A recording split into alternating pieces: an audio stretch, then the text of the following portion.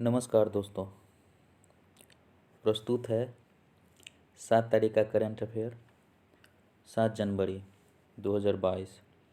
पहला है EWS कोटा को परिभाषित करने हेतु आय एक व्यवहार मापदंड है। सरकारी रिपोर्ट में सर्वोच्च न्यायालय को बताया गया है। सर्वोच्च न्यायालय की तरफ से मांगा गया था सरकारी रिपोर्ट कि EWS के बारे में आप जो बता रहे हैं कि 8 लाख रुपए पर एनम है, तो वो रिपोर्ट दिया है, सरकारी रिपोर्ट प्रस्तुत किया है सर्वोच्च न्यायालय में कि EWS कोटा को परिभाषित करने हेतु आय एक व्यवहार्य मापदंड है।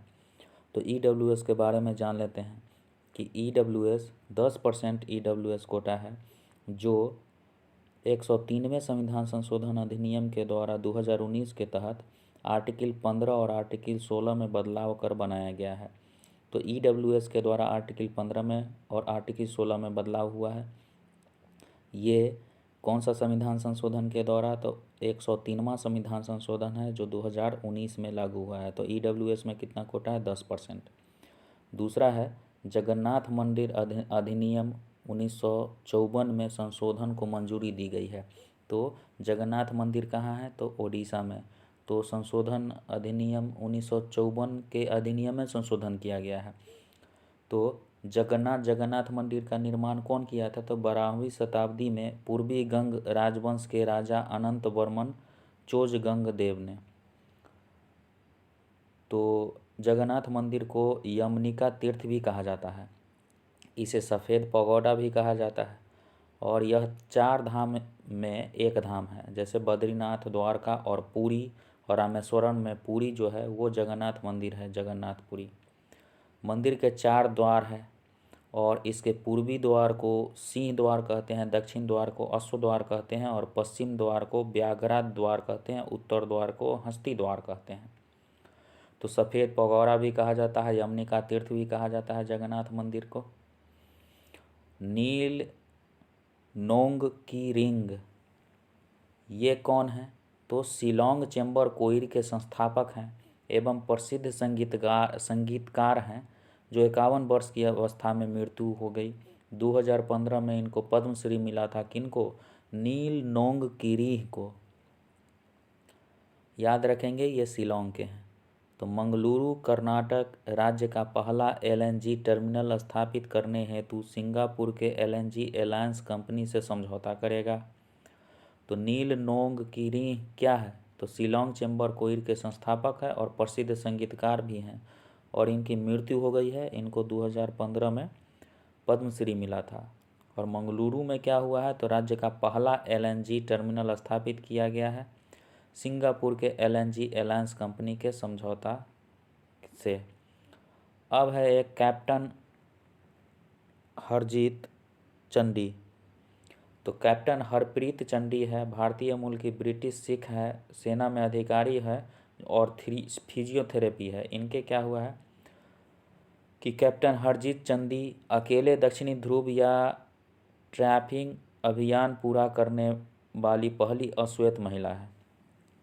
तो दक्षिणी ध्रुव का ट्रैकिंग अभियान पूरा की है, तो ये पहली अश्वेत महिला है, कैप्टन हरजीत चंडी। विश्व युद्ध अनाथ दिवस यह है 6 जनवरी को।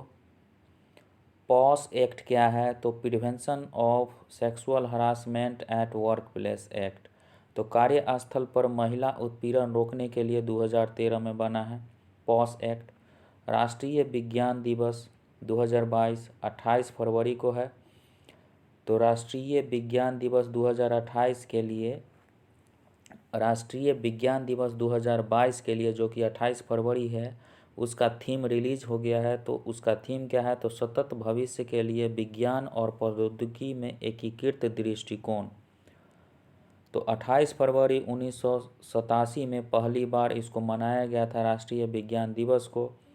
और ये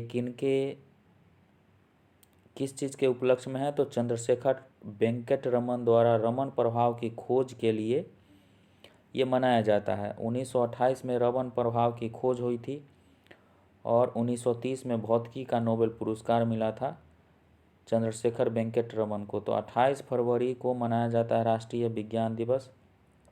अगला है सॉलिड स्टेट बैटरी से जुड़ा व्यापार आने वाले समय में बहुत तेज़ी से विकसित होगा, ये कहा है वेरीफाइड मार्केट रिसर्च रिपोर्ट ने। और सॉलिड, इसमें क्या है, सॉलिड स्टेट बैटरी में सॉलिड इलेक्ट्रोलाइट का प्रयोग किया जाता है, जबकि लिथियम आयन बैटरी में तरल इलेक्ट्रोलाइट का प्रयोग किया जाता है। तो लिथियम आयन बैटरी अभी जो भी इलेक्ट्रॉनिक सामान है, जैसे कि वाहन वगैरह है जो चलते हैं, उसमें लिथियम आयन बैटरी यूज होता है। तो सॉलिड स्टेट बैटरी के आ जाने से सॉलिड इलेक्ट्रोलाइट उसमें यूज होगा। सॉलिड स्टेट बैटरी क्या होता है, उच्च ऊर्जा घनत्व तो इसमें पाया जाता है और कम चार्जिंग समय में ही ये चार्ज हो जाता है। अगला है उजाला। उजाला यानी कि Unnat Jyoti by affordable LEDs for all. ये इसका शुरुआत किया गया था 5 जनवरी 2015 को। अब वित्तीय स्थिरता एवं विकास परिषद FSDC है, ये किसकी सिफारिश के आधार पर गठन किया गया था, तो रघुराम राजन की सिफारिशों पर गठन किया गया था 30 दिसंबर 2010 को। और इसकी अध्यक्षता कौन करता है, तो वित्त मंत्री द्वारा अध्यक्षता की जाती है। तो वित्तीय स्थिरता और विकास परिषद की अध्यक्षता वित्त मंत्री करता है। स्थापना हुई थी 30 दिसंबर 2010 को, सिफारिश की थी रघुराम राजन ने। नव वर्ष से जुड़े दक्षिण भारतीय त्यौहार क्या हैं, तो बीसू केरल से रिलेटेड है, और पुथुरूपम जो है तमिलनाडु से रिलेटेड है, तो तमिल त्यौहार है। उगादि क्या है, तो दक्षिण भारत में कर्नाटक, आंध्र प्रदेश और तेलंगाना में उगादि मनाया जाता है नए वर्ष के रूप में। तीसरा है नीलगाय सबसे बड़ा एशियाई मृग है, इसको घोरपरास भी कहते हैं। NTCA 19वीं बैठक हो रही है, और NTCA मतलब राष्ट्रीय बाघ संरक्षण प्राधिकरण है।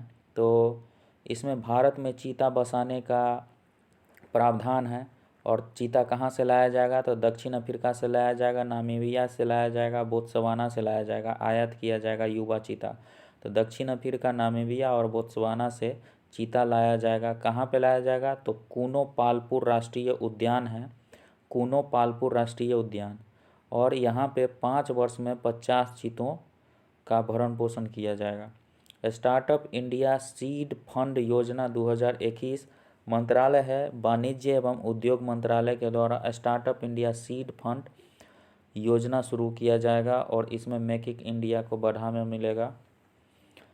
अगला है Denmark, mother Teresa memorial award दिया गया है डेनमार्क को 2021 का, और किस चीज़ के, फॉर सोशल जस्टिस के लिए।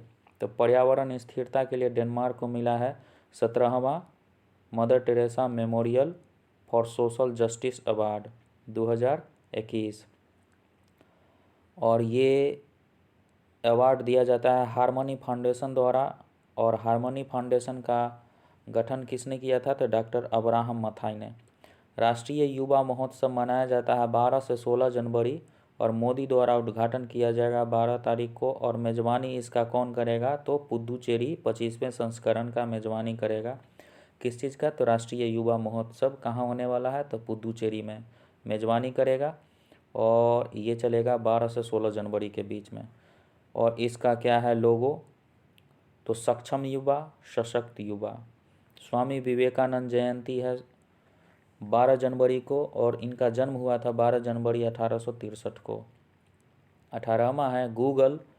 गूगल ने क्या किया है, तो साइबर सुरक्षा स्टार्टअप जो है सैम्प्लीफाई का अधिग्रहण कर लिया है। तो साइबर सुरक्षा स्टार्टअप जो है सैम्प्लीफाई, इसका अधिग्रहण किसने किया, तो गूगल ने किया है। तो अनाथ बच्चों की माँ या फिर अनाथयाची माई के नाम से प्रसिद्ध सिंधु ताई सतकाल का निधन हो गया, सतकाल का निधन हो गया, और इनको कहा जाता था अनाथों की माई, सिंधु ताई सतकाल। और ये क्या है, सनमती बाल निकेतन संस्था अनाथालय चलाती थी। 2021 में इनको पद्मश्री मिला है, और 2010 में अहिल्याबाई होलकर पुरस्कार दिया गया था। 2010 में इनके बायोपिक बनाया गया था, जिसका नाम है मी सिंधुताई सपकाल बोलते ये मराठी बायोपिक है और इसका मतलब होता है कि मैं सिंधु ताई सब काल बोलती हूँ।